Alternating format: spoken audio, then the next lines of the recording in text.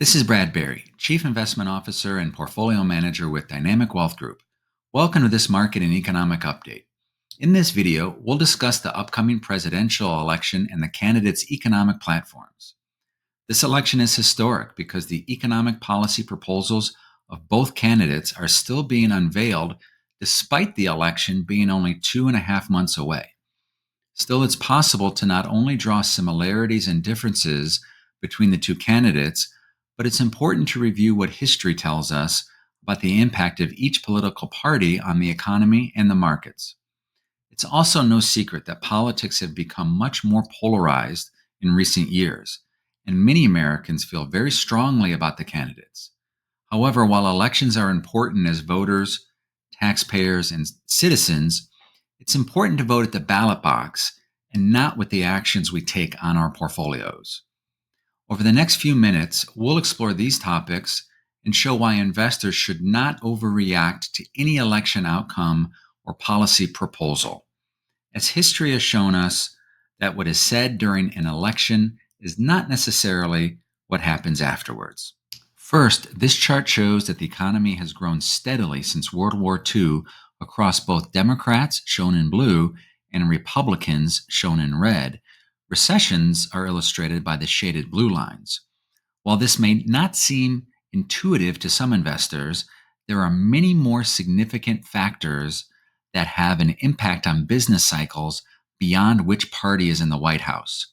These factors, such as globalization and the information technology revolution, took place over decades and would have occurred regardless of who was in the White House. Over time, it's these broad business cycle trends that drive investment returns. So while economic policies can impact factors such as taxes and industry regulations, investors should keep in mind that they are not the only drivers of market performance. Next, despite easing inflation and a strong economy by many metrics, consumer confidence remains low. Consumers have been through a lot over the past few years, and there's been a significant rise in consumer debt.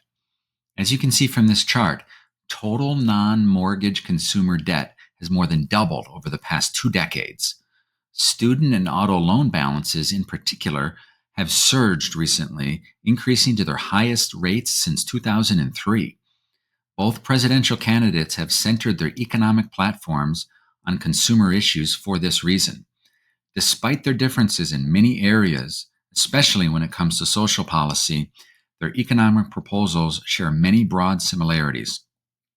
Both candidates have focused on the cost of living, including grocery prices, prescription medication costs, and housing expenses. These will likely continue to be the key talking points through the rest of the election cycle. Finally, this chart shows the highest marginal individual and corporate federal tax rates over the past century, with select major changes to taxes labeled accordingly. It shows that taxes are actually fairly low relative to historic levels. However, this chart can be somewhat misleading given the complex nature of income taxes. For example, tax rates are just one component of total taxes paid. Allowable deductions, for example, have changed dramatically over time. That said, some expect taxes to rise in the future given the growing size of the budget deficit. As expected, there are notable distinctions in critical areas such as taxation and policy approaches between the candidates. President Trump advocates for extending previous tax cuts and potentially decreasing corporate tax rates, while Vice President Harris emphasizes tax credits for middle and lower income citizens. However, they both agree on raising the child tax credit and no taxes on tips. The reality is that despite the perceived differences between the two parties, many policies often stay in place during transitions of power, and the changes that do occur tend to be incremental. In many ways, this is a feature of our political system since it takes broad support to enact new policies, even when the president's party also controls Congress. For example, the Reagan-era tax cuts have remained largely intact for decades now.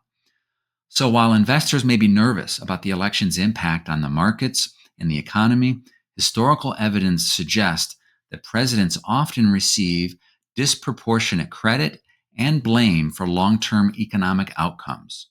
As former First Lady Barbara Bush said, "Your success as a family, our success as a nation, depends not on what happens inside the White House, but on what happens inside your house." Thus, as the election heats up, investors should express their preferences at the ballot box and not through their actions with their portfolios. We hope you found these high-level insights helpful. If you are a financial advisor and would like more information on our multidimensional approach towards asset management, feel free to download our eye-opening white paper titled Busting 7 Risk and Return Myths. You can click on the link below or visit our website at dynamicwg.com or email us at info@dynamicwg.com. If you are an individual investor, we are happy to address any questions you may have and put you in touch with a qualified advisor if so desired. Until next time, take care, everyone, and make smart, logical, and fact-based financial decisions.